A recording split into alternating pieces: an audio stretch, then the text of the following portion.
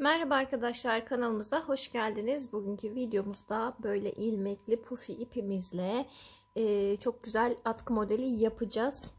100 gramda 14,5 metrelik olan ince pufi ipi arkadaşlar. Farklı markalarında muhakkak vardır. Ben bu şekilde bu ipi kullanacağım. Biliyorsunuz ki bu iplerin en güzel özelliği parmakla elle örülebiliyor olması, tığ şiş gerektirmeden. Özellikle hemen tatil öncesi çocuklara böyle terapi niteliğinde hem kız çocuklarımız için hem erkek çocuklarımız için birlikte yapabileceğimiz, onları da hem vakit geçirmek hem de el becerilerini geliştirmek adına bu örgüye dahil edebileceğimiz güzel bir proje olacak bence. Hem de çıkan sonuçları kendileri kullanırken daha büyük bir haz, daha büyük bir keyif alacaklardır. Bundan eminim. Anlatıma geçmeden evvel eğer ki kanalımıza abone değilseniz abone olarak bizlere destek olmanızı rica edeceğim ve hemen anlatıma başlayacağım. Şöyle hemen etiketimi çıkaracağım buradan. İpimi düzgün bir şekilde açarak kenara alıyorum.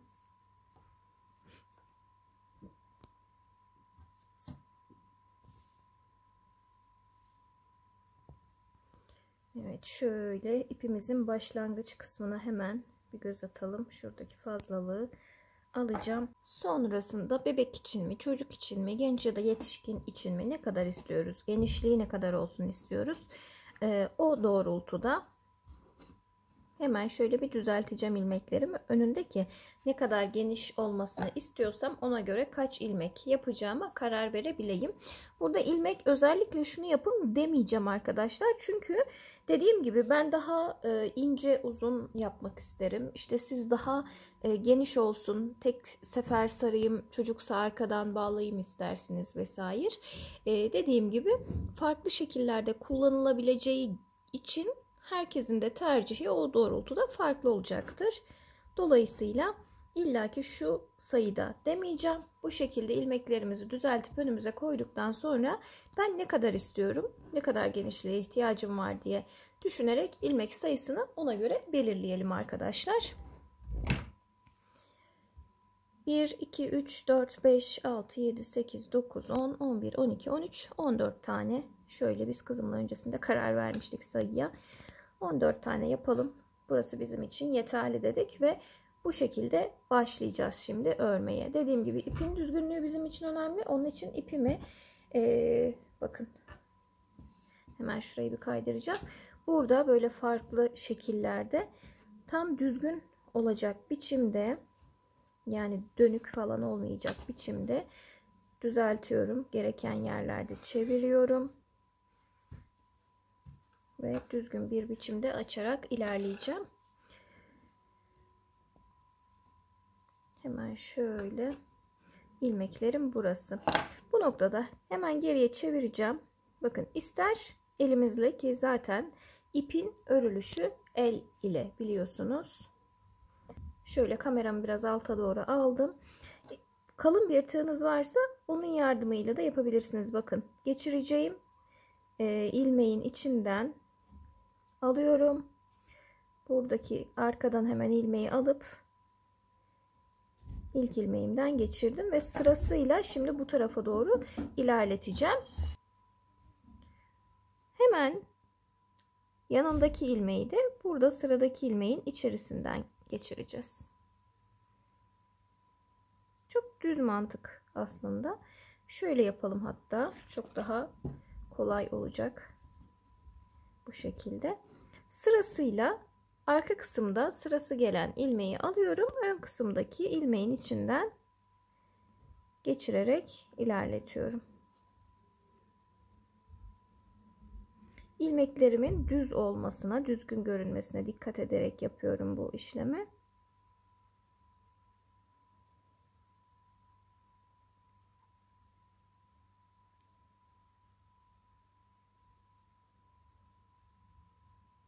Bu şekilde. Hemen şurada birkaç tane de tığ ile ilerletmek istiyorum. Dediğim gibi kalın bir tığınız varsa 4,5 milimlik benimki. Hemen şöyle arkadan öne geçirecek şekilde devam edeceğiz.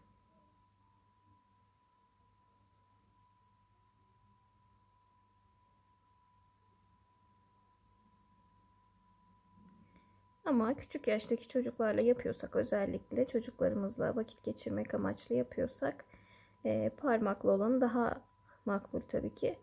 Zaten çocukların parmaklarıyla da çok daha rahat yapılabilir. Yani çocuklar daha kolay örebilir bize göre. Kalın ilmekliyi tercih ederseniz de o metraj olarak birazcık daha düşük ama daha kalın, daha böyle puf puf bir örgü elde edebilirsiniz onunla da. Evet, bu şekilde ilk sırayı tamamladım. Bütün ilmeklerimizi geçirdik. Şu alt kısımdaki ilmeklerim bitti. Bakın, ipin olduğu noktaya ulaştım. Burada hemen ipimi yeniden şöyle düzeltiyorum. Dönük olanları tam düz hale getirdikten sonra yine üst taraftan şöyle bırakalım.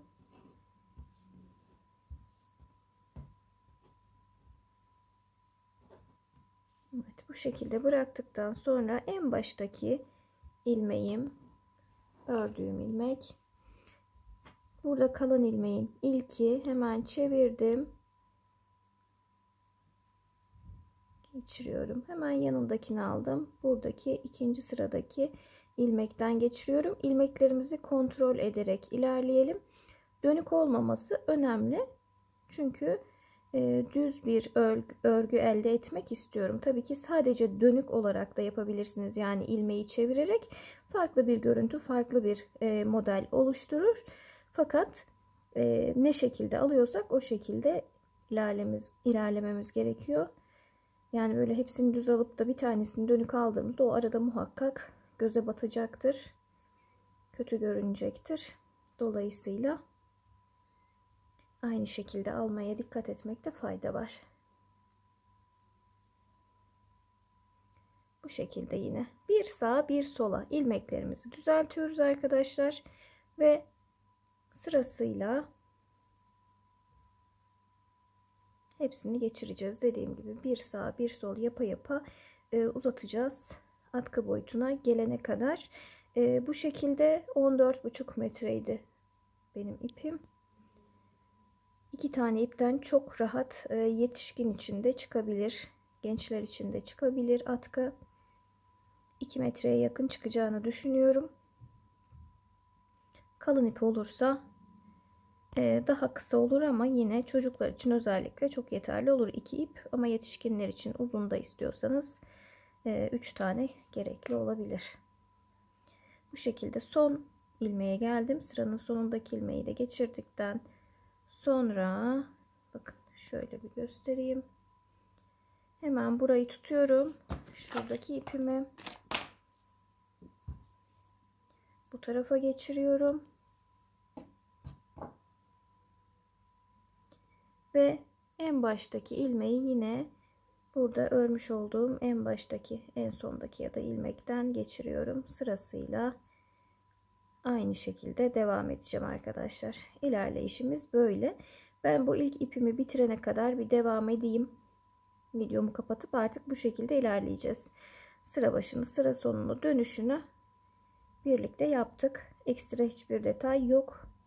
Şimdiye kadar ördüğüm gibi ilerleyeceğim. Ve dediğim gibi ilk ipi bitireyim. İkinci ipi geçişi birlikte yapalım. Ve yine sonrasında tabii ki birlikte tamamlayalım atkımızı.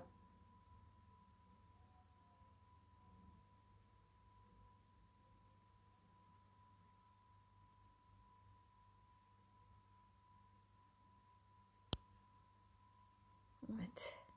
Devam ediyorum. Evet, ilk ipimi bitirene kadar ördüm. Şöyle sıranın yarısında kaldık. Hemen bir bakalım.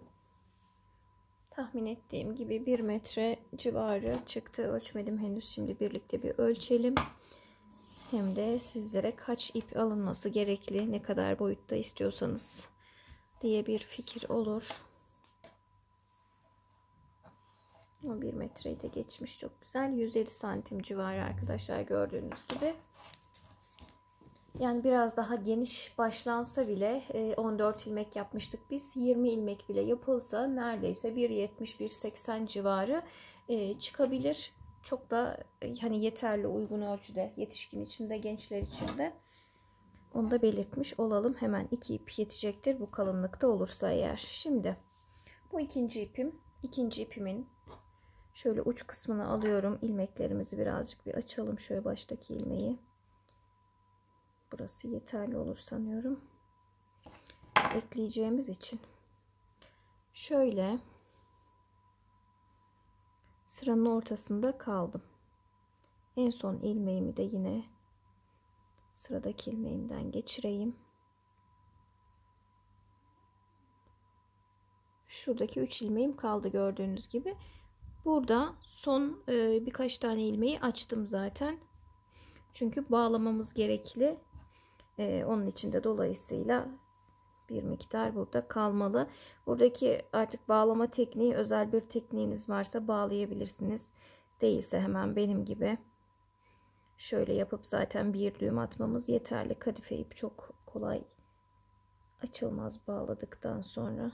İyice de sıkılarsak sonra dibinden keseceğim ben onları. Bu şekilde birleştirme yaptıktan sonra hemen sıradaki ilmeği bu taraftaki öndeki ilmekten geçiriyorum. Ve ikinci ipime de bu şekilde geçmiş oluyorum hemen.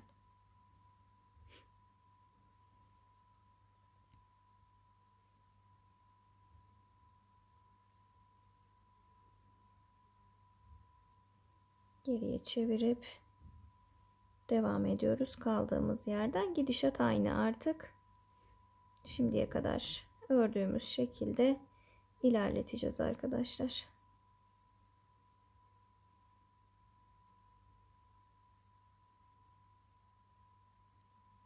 İpim bitene kadar devam ediyorum. Şimdi ne kadar boyutta istersem orada bırakabilirim ya da ipi bitirene kadar devam edebilirim.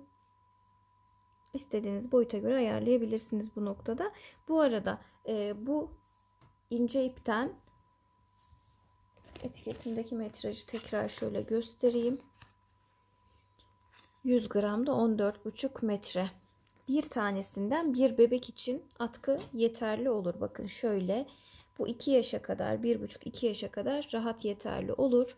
12-13 ilmekten 14 ilmeğe kadar yine yapılabilir. Zaten 1 metreyi aşkın bir metrajda, uzunlukta. Dolayısıyla bir defa ağız ve burun kısmını kapatacak şekilde dolayıp bağlanarak yeterli olacaktır. Dediğim gibi 12-13 ilmek yapılırsa birazcık daha uzar haliyle ve çok daha rahat bir kullanım sağlar, yeterli de olur. Şöyle bakarsanız 10 ilmekten bile bebek için yeterli olur. Uzunluğu da çok rahat bir şekilde yeter tek yumakla. Bunu da belirtmiş olayım. Ben şimdi devam ediyorum aynı şekilde. İlerleteceğim. İstediğim uzunluğa geldiğinde artık ilmeklerimi kapatıp bitireceğim. İlmek kapatmayı tabii ki birlikte yapacağız. Ben şimdi ilerliyorum bu şekilde. Evet, boyut olarak epeyce ilerledik arkadaşlar. Şöyle göstereceğim. Sonra ölçeceğiz birlikte tabii ki. Yine bilgi verebilmek amacıyla. Ben artık kapatacağım burada. Az bir miktarda ipim kaldı. Şöyle kalan ipi de göstereyim. Bunun hepsini bitirmeyeceğim artık. Zaten birkaç sıra daha belki dolanır ama bu kadar yeterli olduğunu düşünüyoruz. Bu şekilde. Şimdi sağ tarafta ipimi bıraktım. Şu kameramı bir ayarlayayım hemen. Evet, sağ tarafta kaldık. Yine ister tığ ile ister elinizle, nasıl kolayınıza gelirse o şekilde yapılabilir. Şu ipimi de bu tarafa geçireyim.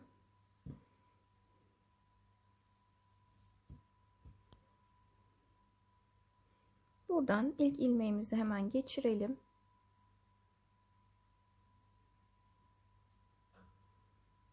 İkinci ilmeği de yine aynı şekilde geçirdikten sonra ikinci ilmeği ilk ilmeğin içerisinden geçirdim, bıraktım. Burada bekletiyoruz. Sıradaki ilmeğimizi, normal öreceğimiz ilmeği alt sıradan ilmeğimizden geçirelim. Yani normal bir ilmek örelim. Ördüğümüz ilmeği de sağ taraftaki ilmeğin içerisinden geçirelim. Tutuyorum dibinden, sıradaki ilmeği hemen alttaki ilmekten geçiriyorum. Bunu da sağ taraftaki ilmeğimin içerisinden, böylece ilmekler kapanmış oluyor, görüyorsunuz. Şöyle tam dibinden tutuyorum elimle. Buradaki ilmeğimizi geçirelim. Bunu da sağ taraftaki ilmekten geçirelim. Bu şekilde sıranın sonuna kadar bütün ilmekleri kapatmış olacağız.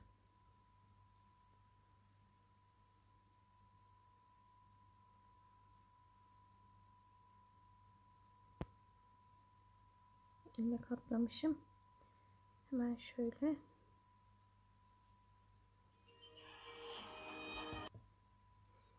Evet, bu şekilde bütün ilmeklerimizi bitirelim arkadaşlar.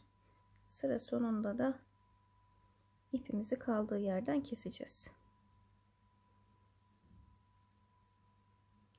Şöyle artık hızlıca yapayım.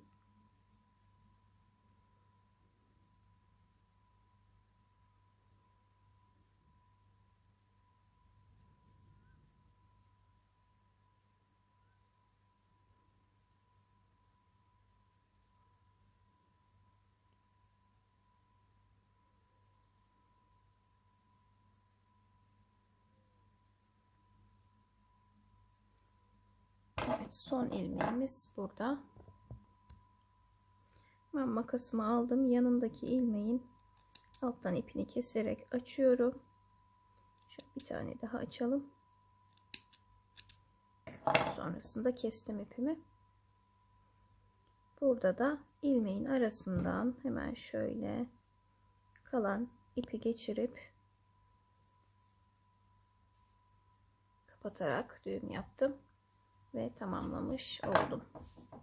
Böylelikle atkımızı bitirdik. Puf puf yumuşacık. Gerçekten hem sıcacık tutabilecek hem de görsel açıdan çok güzel bir ürün. Hemen şuradaki ipi de yine tığ yardımıyla birkaç ilmek şöyle ilerleteceğim.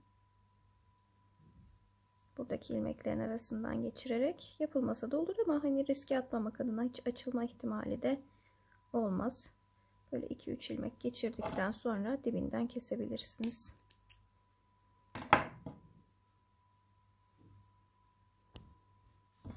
Şimdi boyut olarak bir bakalım.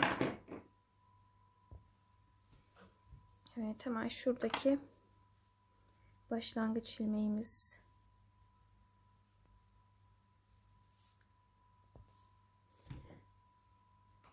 burayı da yine aynı şekilde arkadaşlar şu kenar kısımdaki ipi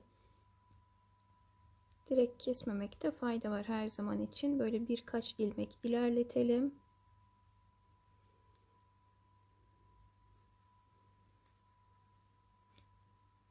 Kolay açılabilme riski ortadan kalktıktan sonra kesebiliriz.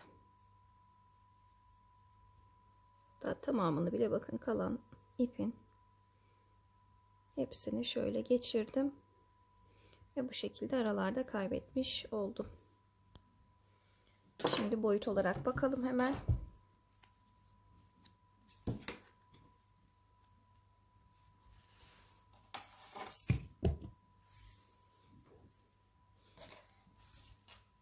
İpim ince olduğu için gayet verimli bir çalışma oldu.